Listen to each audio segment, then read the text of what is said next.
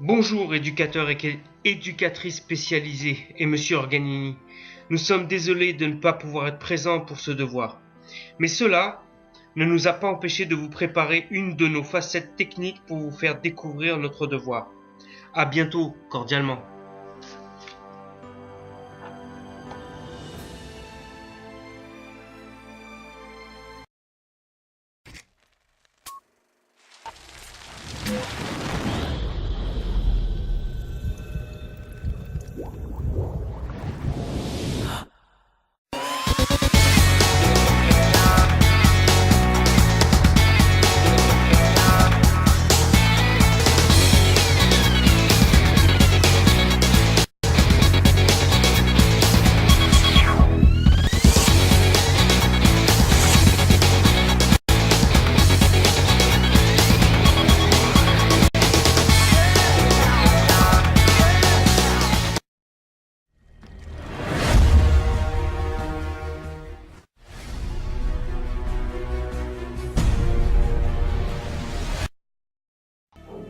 Bonjour à tous et à toutes. Notre exposé aura comme thème le travail, la contrainte et ou l'épanouissement. Je vous souhaite un bon divertissement.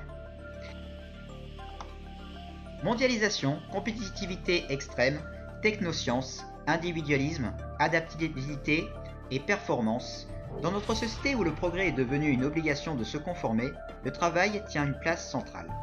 D'ailleurs, il occupe une place essentielle dans notre société, même dans son absence.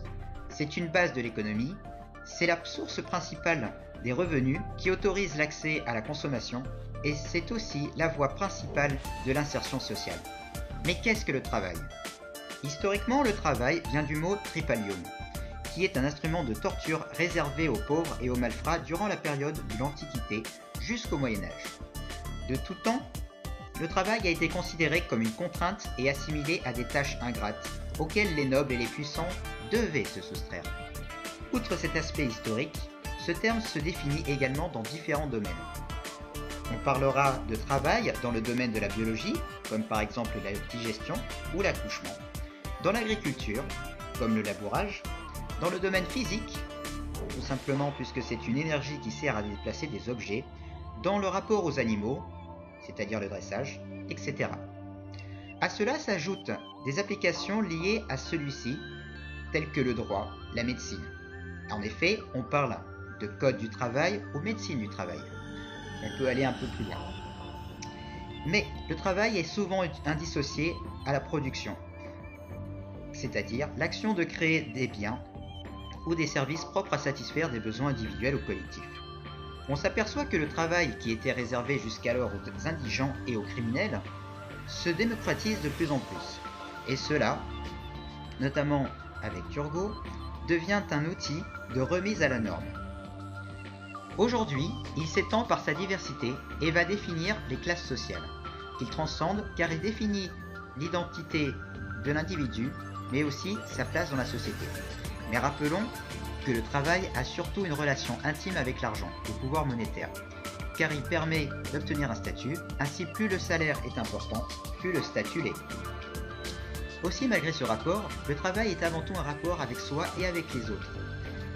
Claude Lévi-Strauss définit le travail plutôt comme un moyen de mettre en place des stratégies de mariage et non comme un moyen de production comme dans les sociétés que nous connaissons. Néanmoins, d'un point de vue humain et de façon plus recentrée sur l'individu, la production ne suffit pas pour permettre à un individu de s'épanouir. Car l'homme a besoin de se réaliser avant tout. Je vous renvoie pour cela au travail de Maslow. C'est pourquoi nous devons poser une interrogation sur le fait de travailler et nous verrons dans cet exposé que le travail est avant tout une production et une réalisation de soi dans une interaction avec les autres.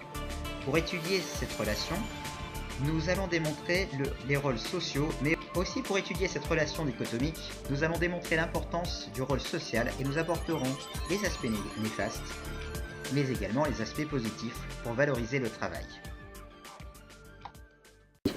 Ah, attendez, il faut que j'appelle un ami. Christophe.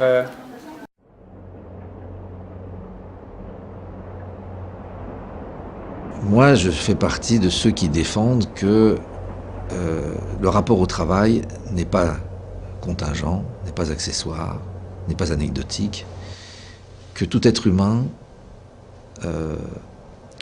cherche d'une certaine façon, à travers le travail, l'occasion de se mettre à l'épreuve de soi, pour devenir soi-même, pour s'accomplir.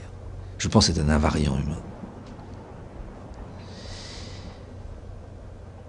Le mépris dans lequel est tenu le travail n'est pas d'aujourd'hui.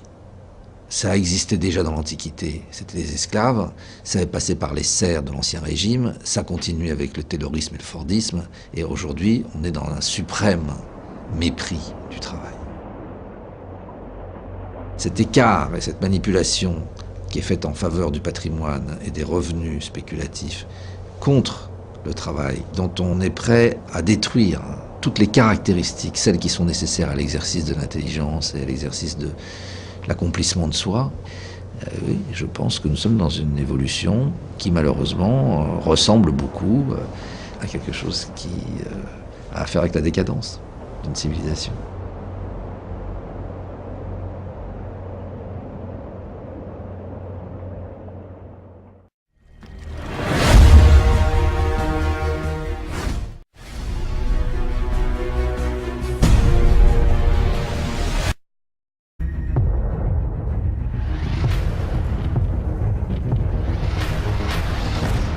My name is Alice, and this is my world.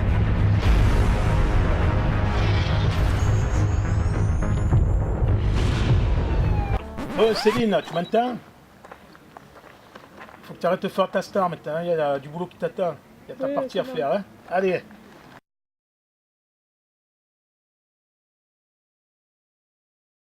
Dans le tour global. Bonjour, je suis journaliste. Je vais vous parler du suicide au travail, pour quelques questions et un problème. En France, aucune étude n'a été réalisée sur le taux de suicide au travail. Les chiffres sont contenus dans le taux global de suicide de tout genre. Donc il y a France Télécom, Renault, Peugeot, EDF, La Poste, IBM, H&M, Disneyland Paris, Orange et plein d'autres. Depuis quelques années, les affaires relatives au suicide et aux tentatives de suicide liées au travail font régulièrement la une de l'actualité. Toutes les entreprises sont concernées par cette question liée à la montée de la souffrance au travail. Que doivent faire les DRH pour détecter et traiter à temps les situations à risque et éviter les drames? Le développement des troubles, on les appelle risques psychosociaux, et l'apparition des suicides au sein de l'entreprise résulte principalement de nouveaux modes d'organisation du travail et des nouvelles méthodes de management axées sur la rentabilité et la performance.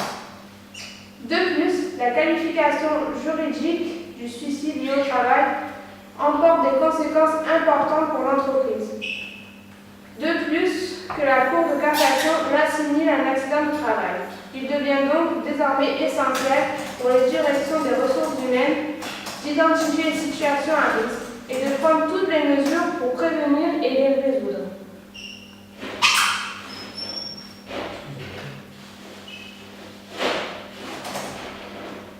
Oui, allô? Oui, un instant. Est occupé. Bon, écoutez, moi j'ai pas le temps, madame. Allez voir la secrétaire.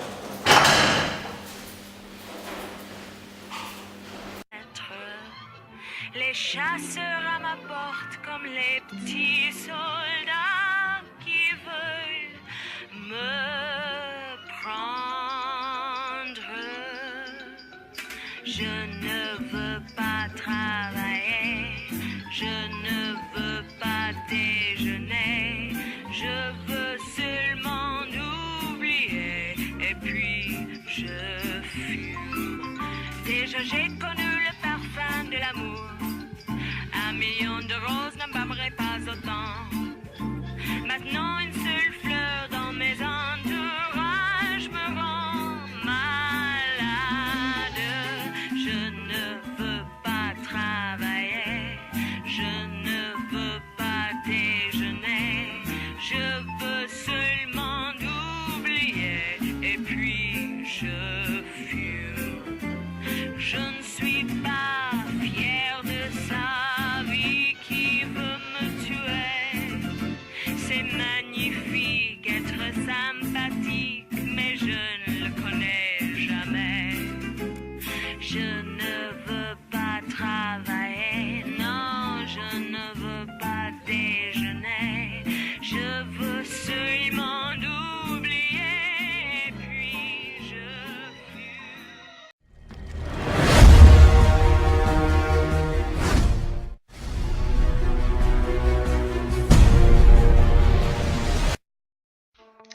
Les facteurs de bien-être au travail. Le bien-être pourrait se définir comme un état agréable, équilibré et durable de l'esprit et du corps, en notant l'absence de souffrance, troubles ou inquiétude. Godefroy 2001. Dans le milieu du travail pour les entreprises, il y a une nécessité de promouvoir ce bien-être du fait qu'il touche à la productivité, donc à leur rentabilité. Deux courants opposés traitent du bien-être. Certains pensent qu'il peut se définir en termes d'acquisition de plaisir et de bonheur. C'est le courant hédoniste. Selon Dienne, le bien-être subjectif consisterait à vivre beaucoup d'affects agréables et peu d'affects désagréables. Il y a atteinte d'un grand bien-être subjectif lorsqu'il y a atteinte des buts fixés. Le deuxième courant, quant à lui, part du principe que le bien-être consiste en un fonctionnement psychologique en accord avec sa propre nature. La prise en considération des composantes comportementales, psychologiques et physiologiques dans la description du bien-être s'avère nécessaire. Pour arriver à un état de bien-être, l'individu doit créer autour de lui de bonnes relations d'attachement et évoluer dans des milieux favorisant le bien-être et le sentiment de maîtriser sa vie. Le bien-être comprendrait 6 dimensions qui sont le contrôle de son milieu, les relations positives, l'autonomie, la croissance personnelle, l'acceptation de soi et le sens de la vie. Diener, 1994-1996 et Jean-Pierre Roland, en 2000, s'accordent à dire que le bien-être subjectif intègre 2 types de composantes. Les composantes émotionnelles qui renvoient aux réactions émotionnelles résultant d'événements de la vie du sujet et les composantes cognitives renvoyant au jugement global que l'individu porte sur sa vie. Certaines personnes ont tendance à évaluer positivement leur état de bien-être, quoi qu'il arrive, tandis que d'autres manifestent la tendance inverse. Ce résumé est tiré d'un article sur le journal des psychologues, le numéro 283.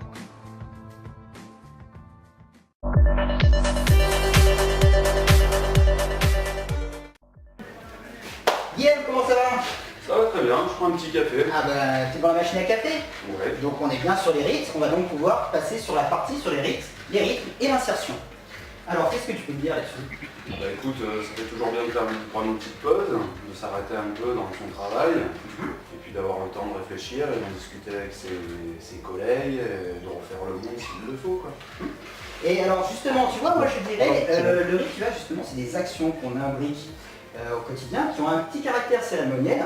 Et je dirais par rapport à une petite citation qui me fait penser à l'éthologue Konrad Lorenz, qui disait « Le rite est un moyen d'inhiber l'agressivité individuelle des membres d'un groupe de façon à valoriser sa contribution et à conserver le groupe. »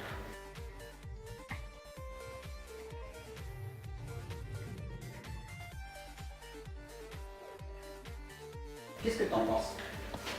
Ben effectivement, si on était tout le temps en amphi là, à regarder nos cours patiemment et autres, on n'aurait jamais le temps de se rencontrer, jamais le temps d'échanger et de se dire qu'on est presque sur la même longueur d'onde.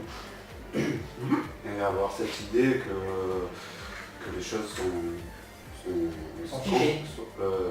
En fait, justement, alors donc du coup, ça serait de la non-temporalité, c'est ça? Ah ben cette temporalité mène à une non-temporalité dans le groupe qui permet la cohésion. La cohésion. Et donc, en fait, finalement, cette question de la temporalité, on peut dire que c'est aussi déjà par rapport à des rythmes naturels, comme les saisons, le climat, le jour, la nuit. Oui. D'accord.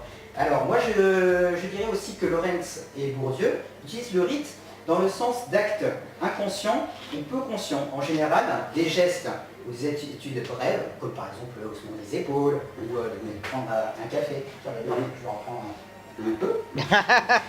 Et donc ça nous permet en fait d'avoir des conduites automatiques. Mais aussi, encore une fois, d'absorber cette agressivité dans un rôle d'insertion et de socialisation. Oui, il faut noter que pas tout le monde a un quotidien comme on l'a aujourd'hui. Nous, on a la chance d'être rythmé par ce quotidien, donc de s'y sentir bien, d'avoir des échanges, du relationnel.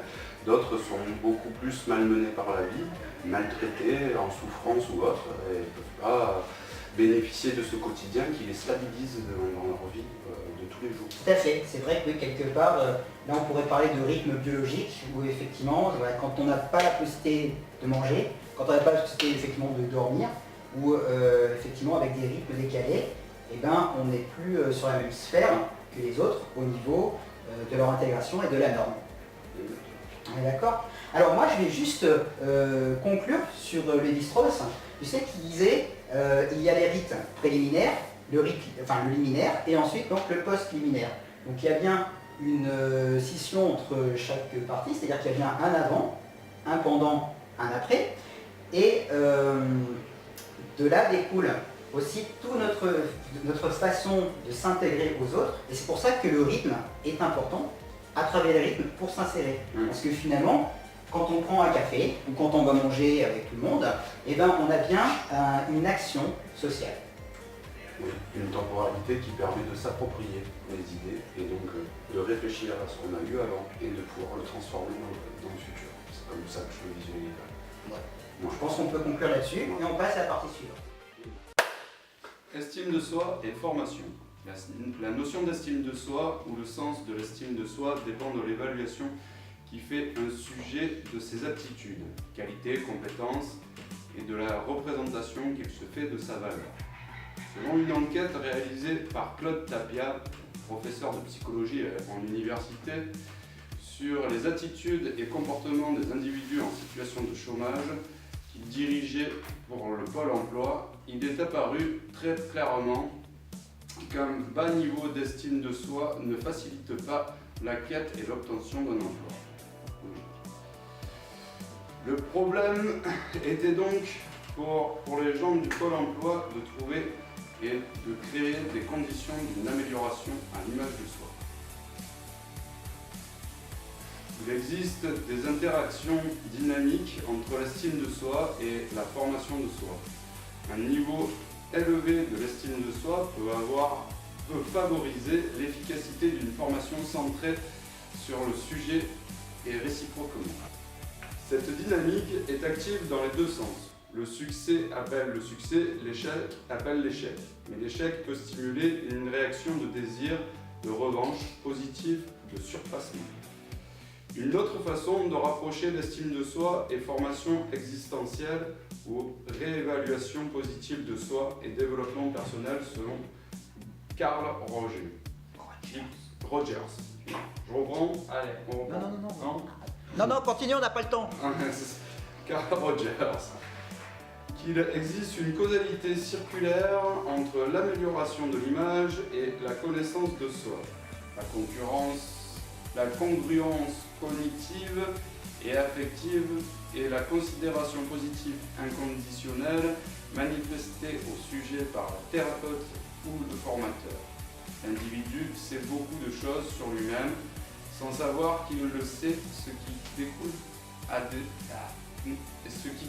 des effets que l'on peut assimiler à des processus auto-formateurs et de croissance personnelle. Également, il existe une relation entre l'estime de soi et la socio-esthétique, notion équivoque mais qui attire tout de même l'attention sur le fait que le potentiel esthétique d'une personne n'est pas sans effet sur l'estime qu'elle se porte et par ricochet sur les prestations qu'elle peut être appelée à effectuer. S'épanouir, oui, mais comment? Comme mentionné, l'accomplissement de soi est un état de satisfaction intérieure à trouver son plein épanouissement dans quelque chose que nous avons choisi de réaliser. Lorsque nous sommes dans la recherche de l'accomplissement de soi, c'est que nous avons décidé de nous engager avec nous-mêmes et à nous impliquer par des prises de conscience profondes et sincères sur la recherche d'un mieux-être personnel. Pour plus d'infos, allez voir les recherches de Maslow.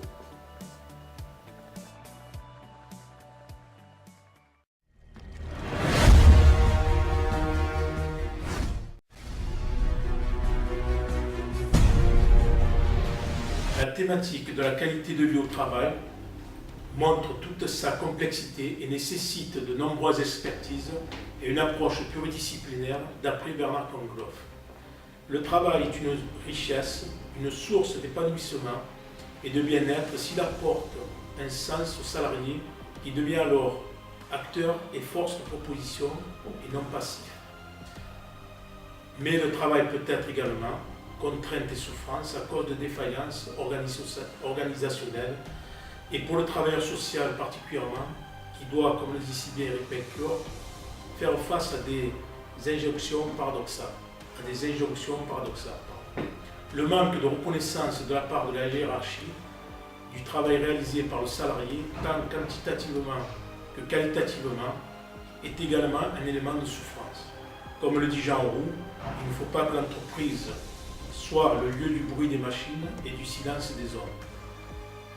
La famille et la citoyenneté sont des facteurs importants de socialisation, mais pour le travailleur social notamment, le travail est un formidable outil de partage et d'apprentissage qui permet l'insertion et l'intégration de toute personne en situation de handicap et de précarité.